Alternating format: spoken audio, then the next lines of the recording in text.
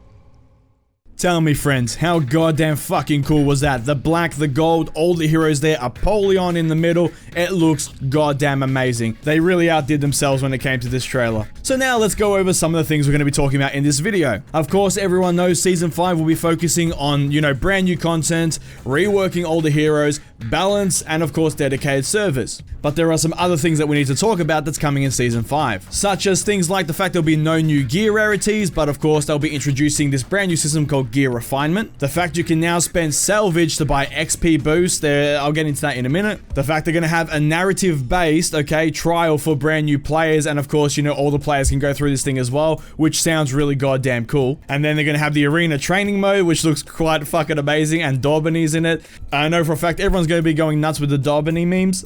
On top of that, they're allowing the ability to, equip multiple effects and multiple executions and emotes, okay? So they're going ham with all the customization type thing. So we have a lot to talk about, and they did talk about Apollyon, okay? Now, for anyone who's played the campaign, pretty much everyone knows about Apollyon, but they said something about her that's got my brain going wild, so I'm going to be throwing out some speculation as well. But first of all, when it comes to dedicated servers, they pretty much didn't say anything about that. They said that they're going to be, when they lock down the date for when they're going to be bringing it out, they will let us know, but it's definitely coming in Season 5. Fingers crossed it will come in Season 5 because the game fucking needs the thing. And once dedicated servers hit, this game should be fucking crisp in terms of connections if they do it right. But it will be coming soon. We don't have a date yet. Next is going to be the major hero updates, and we got something new on top of this. So we already knew about the Kensei, we already knew about the Conqueror, the Berserker, and Highlander, but apparently they threw Nobushi in there as well. So all you Nobushis rejoice, you're going to be getting a bit of a rework coming Season 5. And the team did say that they're going to be once again bringing all the original characters up. That includes Peacekeeper and all the other characters. As long as they're original characters, they're going to be brought up to have more options in terms of how they play, more diversity, so that way they're not as boring to play compared to, say, the Shaman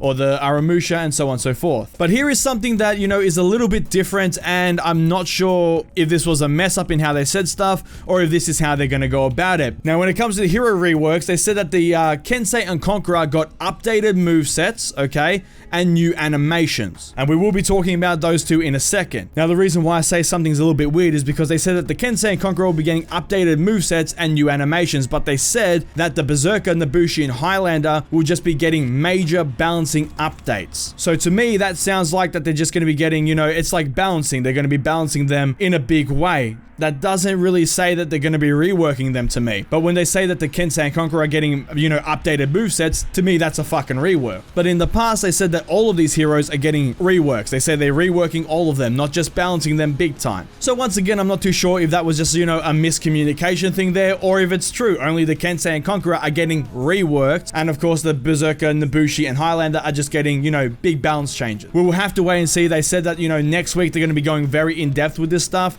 so we'll get more information then. But I really do hope that, you know, they rework all the original heroes in some capacity. But of course, when it comes to characters like the Berserker, he really doesn't need like a complete fucking rework. The guy works fine now. The only issue he has is opening people up. So if you just give him, say, a side unblockable in his infinite chain, or, you know, a top one, he'll be fine. That will be fine. He'll do well, okay? Nobushi, she does need some different play styles, okay? So they can add different ways to make her play without fully reworking her, that's fine. Highlander, once again, the guy is okay as long as he's less clunky and stuff, and they give him more options, he's gonna be fine. So they don't need complete reworks like the Kensei and Conqueror do, but at the same time, it's still a little bit confusing that they said all the heroes are gonna be reworked, and that's not really a rework if you're just, you know, tweaking some balance stuff. But we'll have to wait and see. But speaking of the Kensei and the Conqueror, in the short little vid that they put in, the fucking Kensei was able to have an unblockable side heavy and feint that into a top unblockable.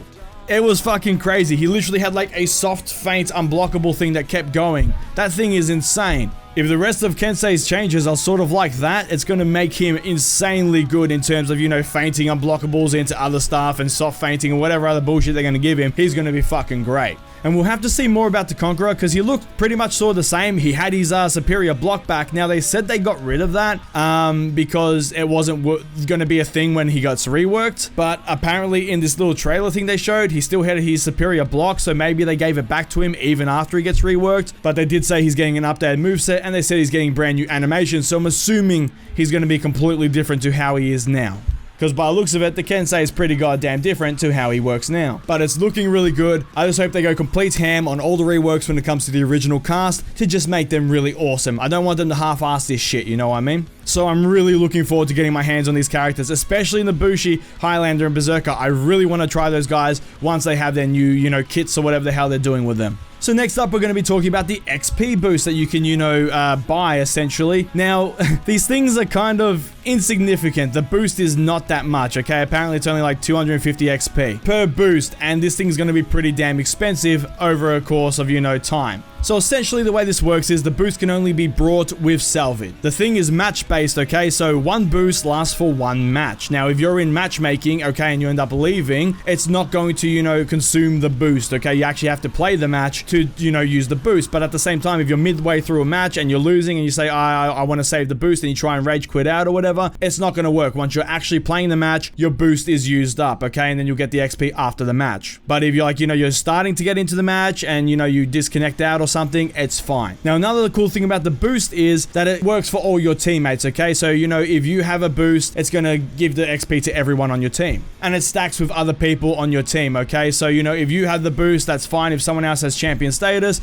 that's going to work with that as well. Now, the price for a boost starts at 500 salvage for 250 XP. And then the cost of the XP boost goes up every single time you buy it, and it caps out at 5 activations. So, for example, it's 500 salvage, then it might go up to 750 salvage, then it might be, you know, 1,000 for the third time, and then it goes up like that, and you get the same amount of XP per time, you know, buy a boost. And then for that day, it's going to be, you know, like, you know, say 1,500 at level 5 every time you want to buy one for that match every day. But it won't stay at 1,500, for example, every single day. So once a new day rolls over, the thing will reset back down to, you know, 500 salvage for the first one, and then it will go up to that cap, and so on and so forth, essentially. Basically, you're spending salvage for a small amount of XP after every match, okay? But you have to buy the XP boost every single match. The whole thing seems extremely tedious, and it seems extremely minuscule, but at least it's something. That's all I can say. So for you, if you're someone who has a million billion fucking salvage and you have nothing to spend it on, well, here you go. You now have something to spend it on. But at the same time, if you have a million billion salvage, I'm pretty sure you don't need to worry about XP because all your characters are super high rep anyway. So the system seems a bit weird, but at least we have it.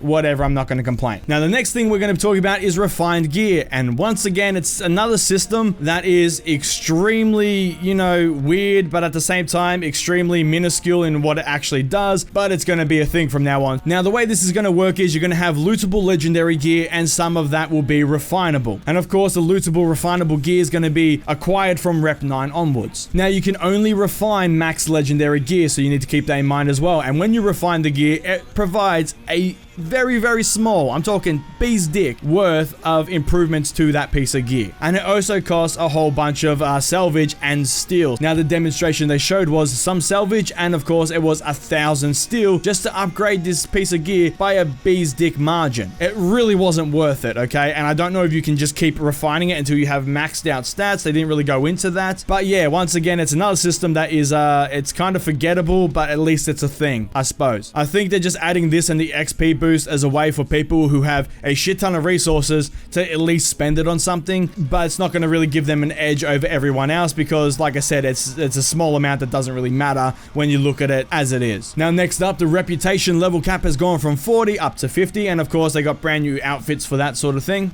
Now, they did a faction war update, and once again, this thing is kind of cool in the way that they did it. Overall, though, when you look at it by how it is, it's kind of pointless. It's, once again, a minuscule thing that doesn't really add that much to the game, but overall, hey, it's a thing now. So the way this works is they have these little tiny, it's like a tabletop game, okay? So they have a fort on the map, and they'll have a mill on the map, and they'll, have these little things all over the territories. Now, when you are playing the faction war like you normally do, you deploy your war assets, you take over a section of, the map. If you take over a section of the map that has one of these little icons on it, okay, so the fort or the mill or something, you will get something in return for your entire faction. And pretty much the only one that's going to matter is the mill, okay? So when you get the little farmer's mill thing, it will give a XP boost to your entire faction. Now, that is per mill that you get, okay? So, say if you have 1 mill, it ended up being like 2 or 6 XP extra per match. Like I said, very fucking minuscule change. It's not gonna really make a dent in anything, but at least it's a thing. But if you somehow manage to clear the entire map, okay, so say Vikings dominate the entire fucking map, they take everything, they have 7 mills, it will go up by a lot. So instead of maybe 6 extra XP per match, it might go up to say 70, 80 extra XP. So instead of getting 506 for having 1 mill, if you have 10 mills, you might get 576, and that's for every single person on your faction as long as you own those mills. The fort one just gives a defensive bonus, and there was another one which, I think was for extra resources or something. It doesn't really matter. Pretty much the only one people are going to give a shit about is the mills, because it gives XP and everyone wants to, rep up their characters. So it's going to be a tiny boost, but at least it's something, and it will give people an option, do we want to, as a faction, just go, we want all the mills so we get as much XP as possible so we wrap up as fast. Now, this is their way of trying to get people to participate in the faction war and give a shit about it, because they know no one cares about it because everyone knows it's rigged, okay? People care about XP. So what's a way we can get people to focus on the faction war? Put something that gives you XP, which people care about, in the faction war, and that's their way of attempting to make people care about it again. Once again, wrong way to go about it. They need to revamp the thing, put in a faction war game mode, make it really fucking cool while keeping this system. I like this system. Anything that makes this like a tabletop war game is fucking cool. I love tabletop war games, but this system alone is not going to be enough to make people give a shit about the faction war. They need to do more and make it cooler, but at least this is a thing. For now, hopefully they can expand upon it in the future. Now, next up is the ranking update. So, 1v1s and 4v4 ranks will reset come Season 5. Now, with Season 5, there will be brand new tournament rewards as well, so brand new ornaments, and the previous ornaments will disappear and be gone forever. So if you still want those ornaments, you have to jump in now and, try and get them right now, because they'll be gone once the new season hits. Unfortunately for me, no one's playing fucking ranked, so there's no way for me to get them. If I want to spend, 5 hours trying to get one fucking tournament match in ranked, I can do that, but it's not viable, it's not a thing, so I will never get any of these rewards, because ranked is dead, at least on PC for me. So I'm not really concerned with ranked right now, because I actually can't play the thing even if I wanted to. And another little thing that they did as well was that 4v4 ranked is going to be moved now to Tribute instead of Dominion. Don't know why, no one plays Tribute on PC anyway. It says very high activity, but I know that's fluff bullshit from Ubisoft, because I can sit there for literally 40 minutes and not get a game of Tribute, yet I go into Dominion, which is also very high activity, and I get a game within about 5 minutes. They used to do the same thing when it came to Elimination as well. Very high activity. Bullshit. It's not. They're just putting that there to try and goad people into jumping into the mode. Once again, don't know what it's like on Xbox and, PS4, but on PC, I can never get a game of tribute anyway. I'm not playing ranked anyway, so it doesn't matter. Next up, we're going to be talking about the multiple effect equipping. Okay, so essentially what they've done is, you know how you can equip multiple executions and emotes now? You can now equip multiple effects on your executions and emotes. So say if I have an execution tied to X where I do one thing and a different execution tied to Y, I can put a different effect. So I can put the avalanche effect on my X one, and then I can put the, you know, plasma one on my Y one. So you can basically just customize the way you want to, you know, show off your executions, your emotes, your effects at will now, which is quite cool. It's a nice change, and I like that they've done that one. Next up, they did a change to the community order system update that's going to be coming season 5. So essentially now the way it works is if they say you need to play Dominion, okay, and you need to get 20,000 billion resources in Dominion as a community, you will have to play Dominion now, otherwise you won't get any of the rewards. So essentially what they're doing is they're trying to funnel people into playing the actual game mode in order to get the rewards. This is going to be a way for them to boost participation in Tribute. Like I said, game modes that aren't being played, they can go play 20,000 matches in Tribute if you want the rewards now, instead of, you know, you not participating in it, and as long as someone does it, you get the reward. That's not going to be a thing anymore. And of course, they tried to put it under the guise of, oh no, we want the community to participate in the actual event. That's a load of shit. They just want to try and prop up the numbers in modes that no one plays. But whatever, that's going to be a thing from now on. So remember, once Season 5 hits, if you want those rewards, you actually have to play the mode that the community order is for. If you do not play the mode at all, you're not going to get any rewards. Now, next up, they have reworked some of the maps again, okay? So they, in Jules on Citadel Gate, they've moved the spawn points, okay? So there's going to be less ledging and stuff. There'll be footage of that in the background. And on Tribute, when it comes to the Tower Ruin map, okay, they've changed it up a whole bunch. Everyone, from what I've seen, is going to be starting in the tower or somewhere near the tower now. And it's going to be a absolute ledge fest, okay? People are going to be kicking each other off the ledges all day fucking long. All of the tributes are going to spawn in there. All the shrines are going to be outside of the fucking tower thing, so everyone's going to have to go in there, ledge the shit out of each other, grab a tribute, and now there's zip lines leading down into people's bases. It's going to be fucking crazy. Now, next thing we need to talk about is the narrative-based trials for new players. Now, this thing is going to be pretty damn cool. So, essentially, this is going to be a system where new players or old players can jump into this. It's going to be narrative-based, sort of like the campaign. I'm thinking it's going to be like mini little campaign missions that will teach people the game. Now, of course, they're going to have some sort of reward to this. At least I hope they have some sort of reward to this, so it's going to be still worth it for old players to jump in, grab whatever skill or whatever they put in there. But even just for the whole narrative side of it, just jump in and have some fun with it. I know I'm going to be fucking doing it. I love the fucking campaign in this game. I wish they would do more, but yeah, this is going to be a nice little unique thing that I'm going to have a lot of fun participating in. It's not going to be something that lasts forever, but it's going to be fun while it lasts. And next up, they have the arena training mode. This thing is going to be fucking amazing. We already saw, you know, bits and pieces of this ages ago in year 1 of For Honor. But essentially the way this works is it's going to be a way for you to jump in and you can set an AI to do whatever the fuck you want. So if you want him to just, you know, spam moves at me and just spam heavy attacks so you can get good at parrying, you can do that and it will start doing that. And apparently you can also verse other players in there. So you can join up with other players at random. And of course you can just, you know, fight each other and just fuck around, learn new moves, practice things. And of course there's nothing at stake. So you don't have to worry about doing super good because you're not going to get pretty much anything out of it. It's just there to practice and it's a cool way to practice. They have this arena. There's all these NPCs in the crowd. Dorbanese in there fucking yelling at people. They have a Viking version. They have a knight version. They have a samurai version. It's going to be fucking cool. Now all they need to do, instead of making it a training mode, is do what I said to do ages ago in one of my previous videos and make an arena mode, okay? Make it a free-for-all. Put fucking 10 people in there, because we can do 10 people once dedicated servers are in. Put 10, 12 people in there. Boom. And have a fucking free-for-all where everyone can run around with their individual colors and just kick the living shit out of each other. I'm getting ahead of myself. I know we're talking about arena training mode right now, but they need to fucking do that. Ubisoft, please. But yeah, for what it is, the training mode is going to be pretty damn cool. And apparently there's going to be a whole bunch of numbers in there so you can see exactly how much damage everything's doing and what's the best way to do things. It's going to be a nice addition. But please, Ubisoft, make an arena free-for-all mode. Make a Raven happy, please. But that is pretty much everything, guys. But we still have one more thing to talk about. Now, on the Warriors Den livestream, they talked about Apollyon a lot. Now, of course, you had a goddamn fucking hard-on for, you know, wolves and sheep and all that sort of stuff. And, of course, Season 5 is called The Age of Wolves. She's on the goddamn front cover. She's in the fucking trailer. Apollyon is everywhere. And the devs said that there's going to be a lot about Apollyon in the future. They didn't say what it was. They said they'll talk about it later on, but they were hinting at they've got something planned. Now, my mind went into speculation mode, and it can be maybe one of a few things in my head. Now, first of all, they might put some form of brand new campaign in. That one is the least likely thing, because they seem to be focusing more on the multiplayer part of the game. And of course, Apollyon's dead.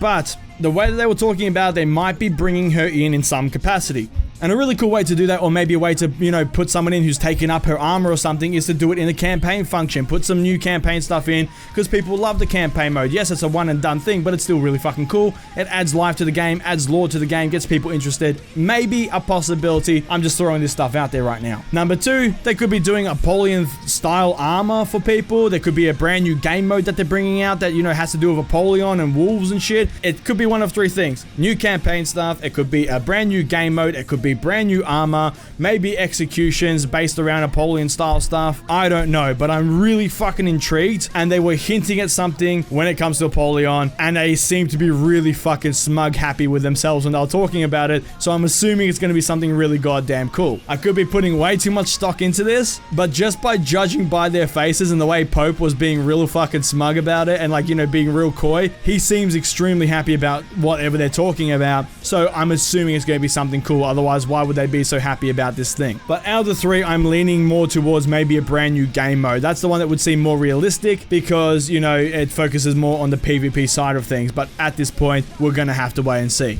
But that is it, guys. That is the end of the video, and I would love to hear from you all on what you think of this video. What do you think about all these changes so far? What do you think about the brand new heroes being reworked, and some of them maybe just being updated balance-wise, while others get full reworks? I want to hear your opinion on that, and please let me know what you think this Apollyon thing is that they're talking about, with the Age of Wolves logo, her being plastered everywhere, the devs being real smug and talking about it. What do you think it could possibly be? Do you think a game mode, campaign? What else do you got in your minds? Let me know in the comments down below. And if you like this video and you like what I'm doing here on the channel and you want to support the channel further, please feel free to check out my Patreon. There'll be a link down below in the description box. A link will pop up at the end of the video, and if you choose to donate, it really does help me out a fuck ton. And please share this video around. It does help me out a shitload. And if you want to see more videos from me, please hit the subscribe button. I shall see you all in the next video. Have a good one, guys.